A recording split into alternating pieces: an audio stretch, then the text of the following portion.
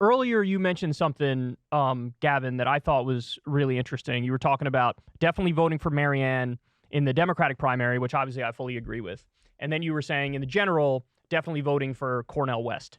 So the point that I've made on my show, and kind of the point that I've made over the years, even in 2016 and even in 2020, even though some people like interpret what I've said differently, my point has always been, if you live in a safe state, I think you should vote for, the Green Party candidate or whichever candidate 100% aligns more with your values. But I actually think it's a much more difficult moral conundrum in a swing state. I actually don't think it's a very easy question. Like, I'm definitely going to vote for Cornel West because at the end of the day, look, it's just the ironclad reality that if we don't get rid of first past the post voting, and if we don't implement ranked choice voting, all the third party talk, whether it's a libertarian, green, an independent, or anybody, it all comes to it's literally for nothing. It's all just like a fake virtue signal show. And I actually think that sort of like delegitimizes the idea of a third party and a candidate who's not a Democrat or a Republican a lot more, that we all buy into this charade that there might be something serious going on here. Now, this, by the way, is coming from somebody. I voted for Jill Stein in 2012. In 2016, I, of course, voted for Bernie in the primary. And then in the general, I voted for, I think Jill Stein ran again. I think I voted for her again. So I voted for Jill Stein twice. So this is coming from somebody who is literally a Green Party voter. I've probably voted for more Green Party people than Democrats, or it's like roughly even. But having said that, so let me give you my whole spiel on Biden, because I'm from New York. I'm still technically registered to vote in New York, but I might be going to Virginia, which is a little bit more of a swing state. It's not as safe as New York. So then all of a sudden this conundrum pops up again. So when it comes to Biden, I got to be honest with you guys, I expected Dickie McGee's act from him. I expected literally nothing, because we're talking about a guy who voted for the Iraq War. We're talking about a guy who voted for the crime bill and wrote part of the crime bill. We're talking about a guy who supported NAFTA and the Patriot Act. And like his record as a senator is a deeply, deeply conservative Democrat and a corrupt Democrat. So I expected nothing at all. But then when he got into office, I was genuinely pleasantly surprised to see he did some student loan debt reduction. He did the $1,400 stimulus checks. He said it was going to be $2,000. That was a lie, but we got $1,400, which was half decent. In the Inflation Reduction Act, they overruled the Supreme Court because the Supreme Court said the EPA, the Environmental Protection Agency, is not allowed to do environmental protection. And so Biden and the Democrats slipped it into the IRA that we're redefining carbon emissions as a pollutant. So now the EPA can regulate it again, basically saving the entire fight against climate change by that one simple procedural trick, which was super base, one of the most base things I've ever seen any Democrat in the modern era do. He raised the minimum wage for federal employees and federal contractors through executive order, which is about 400,000 workers to $15 an hour. I definitely didn't expect him to do that. I didn't expect him to do project labor agreements, which 200,000 union workers get higher wages as a result of that. I didn't expect him to onshore 200,000 jobs when Trump had offshored hundreds of thousands of jobs. I didn't expect him to do even the mild gun reform that he did, where we have some funding for red flag laws and we got rid of the boyfriend loophole. So if you have a domestic abuser boyfriend, that you can legally take their guns now if they're a threat. I didn't expect, Ketanji Brown Jackson, I think, is a great Supreme Court justice. She was put on the court. We have the NLRB is genuinely pro-labor. We wouldn't have seen this increase in Amazon unionization and Starbucks unionization if it wasn't for that. He pulled out of Afghanistan, which I thought was super based, and then he actually told the media to suck his nuts as he did it when they were flipping out over it. And he took a hit in the polls as a result of it, because they hit him so fucking hard on that, and he went down in the polls. But he pulled out and said, no, I'm not going to go back in. Now, we can talk about all the negative things, like he's fucking starving Afghanistan right now via sanctions. And, he did a drone strike that killed innocents on the way out of Afghanistan. And so I could do the whole spiel. Here's the 20 areas where he's wrong. Ripped up the Iran agreement, is not getting back into it. It didn't lift a finger for the public option or the PRO Act, gave up on $15 minimum wage for the whole country, bombed Syria, sent troops to I could give you the pros and the cons, but my point here is $15 corporate minimum wage, billions of dollars for Made in America green jobs, which was part of the IRA, the PACT Act, which gave health care to toxic burn pit victims who are veterans, massively reducing the drone war. And he did all this stuff without a fucking supermajority. Obama had a supermajority, and he did 40% of what Biden was able to do. So I look at that and I go, my purity test in 2020 was if I was convinced Joe Biden would just do a couple of the things that I support, just like 1 or 2 or maybe 3 at most. Just like if I thought for sure he's going to get me victories on some 3 things I like, then I would suck it up and vote for him. And my point back then was, I don't think he's going to fucking do it. Based on his whole career as a senator, I don't think he's going to do it. I think he's super goddamn conservative. But then now I look at it and I go, number one, I actually probably should have voted for him. I didn't. I actually didn't vote in 2020, but I kind of should have voted for him, number one. Number two, if it comes down to Trump versus Biden or DeSantis versus Biden, and I'm in Virginia, I think I would go cast a vote for Biden because for all the issues he has far surpassed my expectations. But now it complicates it even more because Cornel West is running, and I fucking love Cornel West, and he's way more in alignment with my politics. So if I was in New York, I probably would still vote for Cornel West and not for Biden. So anyway, tell me your thinking and why you're more or less convinced that it's the right thing to do to go Cornel West. All right, gotcha. A lot to respond there. Yeah, sorry about that spiel. No, you're great. That's a lot of good stuff. So first of all, I do live in a safe state. I live in Missouri, which is 100% gonna go red. It does every year, at least during my lifetime. At one point, not so much, but nowadays, solidly red state. Joe Biden's not going to win it. In my opinion, it's going to go to the Republicans, no matter who I vote for. So I'm going to vote for Cornel West in the general election, despite acknowledging, and I think it is important for us lefties to acknowledge that, yes, Joe Biden is the lesser of two evils, and I would much rather him be president again than Donald Trump be president again. I think it's a huge red flag of a faux populist when you start hearing people like Jimmy Dore making the argument that actually Trump is the lesser of two evils, and he's that is literally less of a fascist. Just to be clear, that is of all the things he said, that is by far and away the dumbest shit I've ever heard him say. And for Sam Cedar to chime in and say, I'll debate him, I was watching that like, if he doesn't want to do it, I'll fucking do it. I'll do it. Because that shit is, are you, like, do you have any brain cells left to make that argument? Like, that's the thing I don't like. He's a narrative humper, and he's a terminal contrarian. So he has his narrative, which is like, actually, Democrats are the bigger evil. And it's like, if you follow the news at all in modern day, you would know for sure that it's factually false. Or you do know that and you're lying because you're a narrative humper and you're sticking to your narrative no matter what. So anyway, sorry, I interjected there to show how pissed off I was at him over that.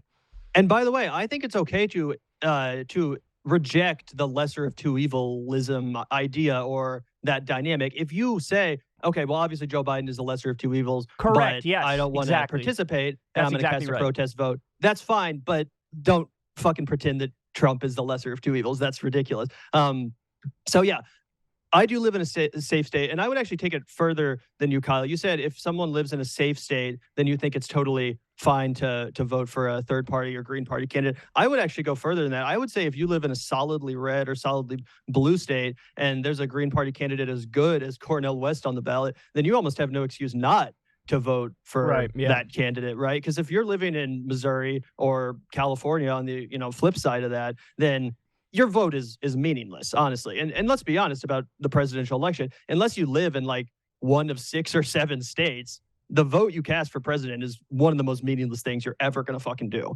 Because of the Electoral College, it doesn't matter, honestly, unless you live in fucking Georgia, right? At this point. So I think that's something that needs to be said, and I wish that more people would understand how meaningless their vote for president is, because if more people employed my logic of, well, if I live in a state that's definitely going to go red or definitely going to go blue, so therefore I might as well just vote for the Green Party. I think if more people realize that, then the Green Party by now would have reached that 5% threshold that is necessary to get federal funding, and that's another reason why I'm very committed to getting Cornel West to 5%. I think that, yes, ranked choice voting is massively, massively important, and that we do need to work on making that a reality before third-party candidates can truly flourish. But I think almost equally important is getting the Green Party to 5% in a national election. That way they can get federal funding and matching funds. That'll make them a much more formidable force in the next general election. And also, I think that there is definitely a lot to be said about ranked choice voting. Zach and I are huge advocates of it.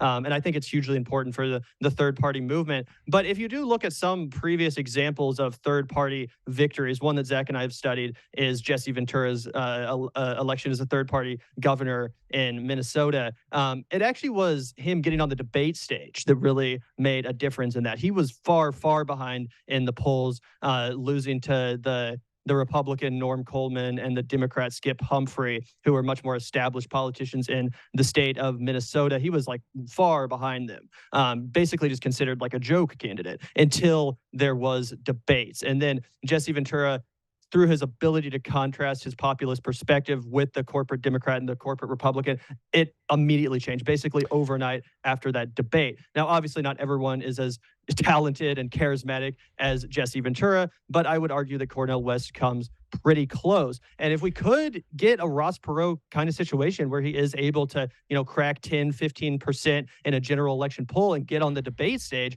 I think that would be huge. I mean, I think that would be a fucking earthquake. Like, so, people would immediately wake up and realize this is okay, go ahead. Yeah, let me interject, because Ross Perot is actually the example I was going to bring up, which is the example of the most successful independent run for president at the national level. And he got, I believe the number was, I'm actually trying to look it up right now, but I think the number 18, was 18%. Yeah, I thought it was 19. Okay, 18% of the vote. It's like 18 and change, but it's not quite 19.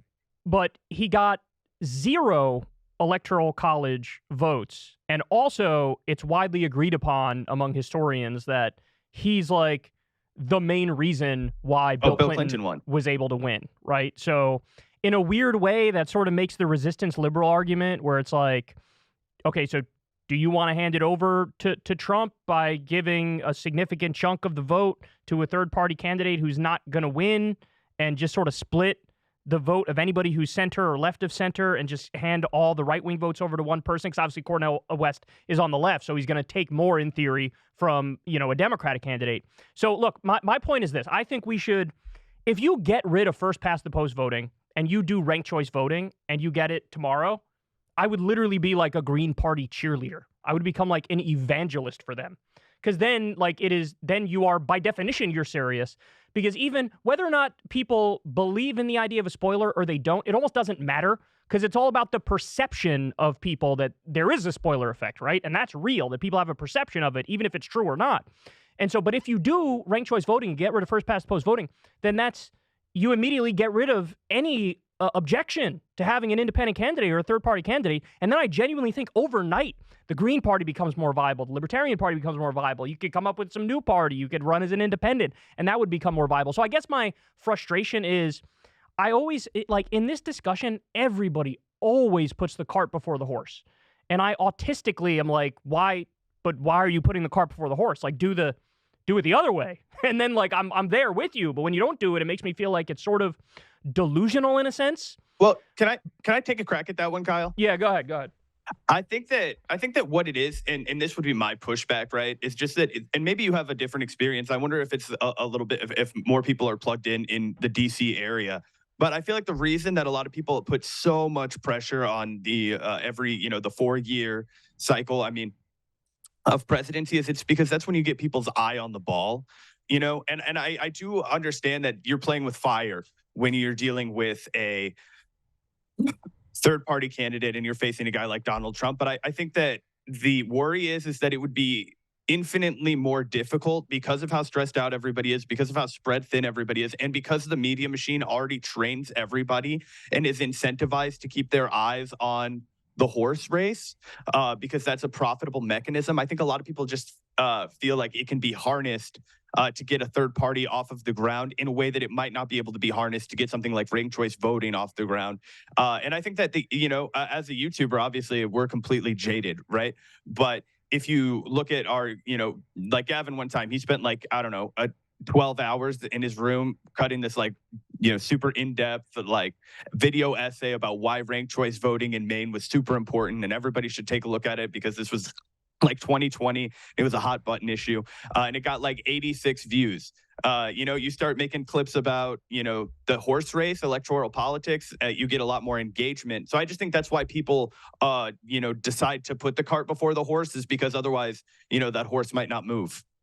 I also just think people are sick and tired of waiting. But sorry, that's more of a, and I hear you, but that's more like the point that I'm making to do those things. It's more of like a procedural and administrative type argument. Not that it needs to be this big public show. We're going to get ranked choice voting, and we're going to get rid of first past the post voting. It's more of and this is where knowing how to play politics really works. If you get people who are experts at this stuff and basically insider lobbyists at this stuff, and you can get them to talk to the right people, give the right campaign contribution. It's sort of like how with Wolfpack and Cenk, and he started the whole thing, let's get money out of politics or whatever, and they're trying to get a constitutional convention, and they certainly hit a brick wall, but they got, like, I don't know how many states it was, I'm just guessing, like 10 or 12 states or something like that, to actually pass at the state level a call for a constitutional convention to get money out of politics. Now, why was that the case? Because they were able to, like, they hired people who knew what they were doing, they knew what strings to pull, they knew who to talk to, and I think that, and because to do ranked choice voting and getting rid of first past voting, you could do it on a state-by-state basis. And so I think, like, you actually can get that done. And by the way, Andrew Yang, for my many flaws, for the many flaws he has, my many disagreements with him, when he started his Forward Party or whatever, one of their main things was, like, we want to get ranked choice voting everywhere. And, like, my counter argument to him was, like, you should make that, like, your only thing. Like, this should be a single issue attempt, and not even necessarily a political party.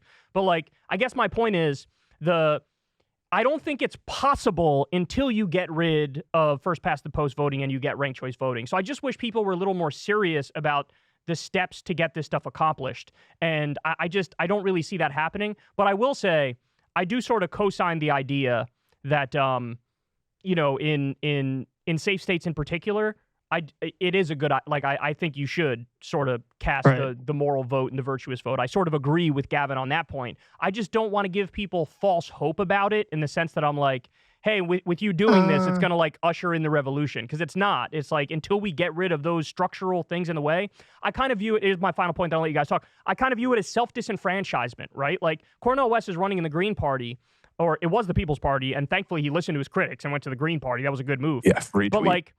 But he would be polling way higher if he ran as a Democrat. And I think everybody knows that, right? Like, when Jill Stein ran, she actually had a good run compared to other third-party runs. And one time she got, like 3% or something like that? Which, again, is good for a Green Party candidate. Whereas Bernie Sanders got like 45% of the vote, and he's basically like a Green Party candidate who's running from within the Democratic Party.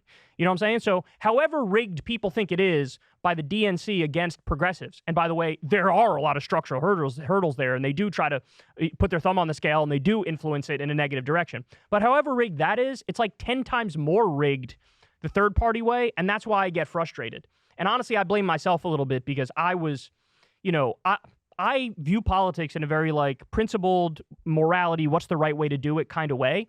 And I sort of let that cloud my logical judgment in terms of how to actually win and actually get W's on the board. And so I sort of fed into this hysteria of, like, the third party stuff. And you have these people who have become totally nihilistic, and they'd rather, like, you hear people say, like, I don't want to do, like, doing nothing is actually morally superior. And it's like, no, that's not accurate. Yeah, anyway, the accelerationists and all that stuff, 100%. And to be honest, you talk about the false hope that the Green Party represents. Yes, are there a couple, like, terminally online people that think that, like, voting for Cornel West 2024 is going to usher in the revolution and be the end of the duopoly? Like, yeah, I'm sure there's a couple of those people out there. I think, however, that the vast majority of people that vote Green in any election, myself included, do recognize it at this point to be a protest vote, with, like, the most hope being getting that candidate to 5%. I think that most people do recognize that. And I don't say protest vote to, like, demean the idea of third-party voting, because I also have only ever voted for Green Party candidates. I've only been eligible to vote in 2 presidential elections, 2016 and 2020. I voted for the Greens in both those elections. So I'm definitely not above casting a protest vote. I mean, I fucking love to protest. So why not cast a protest vote? Like I said, casting a vote for president is already meaningless if you live in the state that I live in. So might as well cast a protest vote and, sign off on a candidate that actually more aligns with my values. As far as the ranked choice voting thing, I'm 100% for ranked choice voting, and I completely agree with you, Kyle, that it would make the third-party movement so much stronger, so much more viable. The only question I'd have for you is your philosophy on that? Like, basically, until every single state has ranked choice voting, it's really not even worth engaging in the third-party movement or battle? Well, no. Because, like I said, I voted for about the same number of third-party candidates as I have Democrats in my life. And like I said, if you're in a safe state, I do kind of agree that it makes sense to vote for the Green Party for sure. Vote for a better candidate than a Democrat for sure. But I guess the reason why I always bring that up, and almost to the point of like autistically bringing it up, is that nobody brings up that point in the discussion. And it's like, so people seem to be deluding themselves into thinking like this is possible while still having first past the post voting and not having ranked choice voting. And I'm sitting there like, it's literally just not possible. Can we stop pretending here? Like, it's like we're all agreeing to play make-believe. And that's the thing that frustrates me. I would also sign off on the fact that I don't think either Gavin and I would never argue that like Cornel West has a chance to become president, unfortunately, because of the reasons that you listed. But I just think that because he's superior in basically every measurable metric, that, it's worthwhile to, try and get him above 5%. I think it would be absolutely insane if he ever did perform as well as Ross Perot. I think that would be such a slap in the face to the Democratic Party that they might actually have to get their act together. Clearly they did not learn they'll just anything. demonize him. They'll just demonize him more. That's what'll happen. Maybe that's true. I don't know. It's honestly, it's so fucked because I agree with you, Kyle, right? But I feel like that's kind of like, that's why we're like kind of in between a rock and a hard place. But so if Cornel were to run as a Democrat, do you think he has a chance to win? The primary? I mean, I think that at most that he would have a good chance of actually forcing them to debate.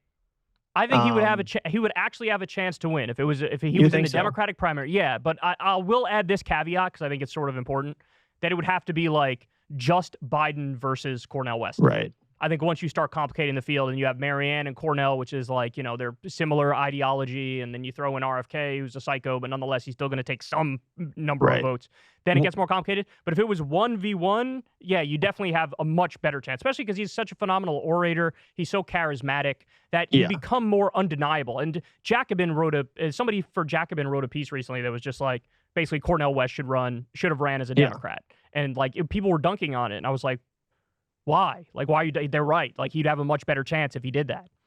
I would say not only would he have a much better chance if he did that, but he'd also have a much better chance as a third-party candidate as well if he did that and then did like the dirty break strategy in the event he lost. And I don't know how you feel about that, Kyle, but we've talked about it a bit on our show. The dirty break strategy is when you run as a progressive or a lefty in the Democratic primary. And then if they treat you unfairly, if they don't sanction debates, then after losing the nomination and, after Joe Biden gets coronated as the nominee, then you say, no, I'm actually going to continue running for president just now as a third-party candidate. This is what the Green Party wanted Bernie Sanders to do in 2016. You might remember after Bernie Sanders lost the nomination to Hillary Clinton, Jill Stein, who was the Green Party nominee, basically invited him onto the ticket and said, hey, come take over the ticket. I'll be VP. You can lead the Green Party ticket and continue your political revolution this way. Obviously, Bernie Sanders did not choose to go that route for reasons that I understand, by the way, but he did not choose to go that route.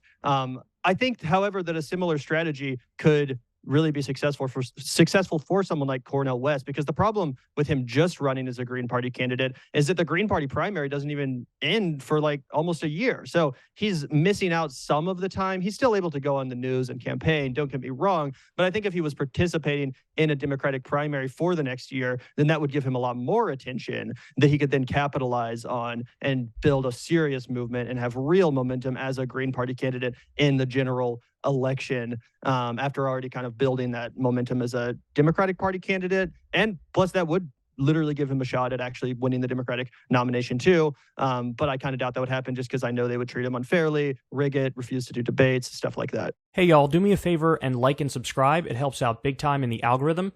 Click the bell as well for notifications when videos drop, and watch that video on screen right now. You know you want to.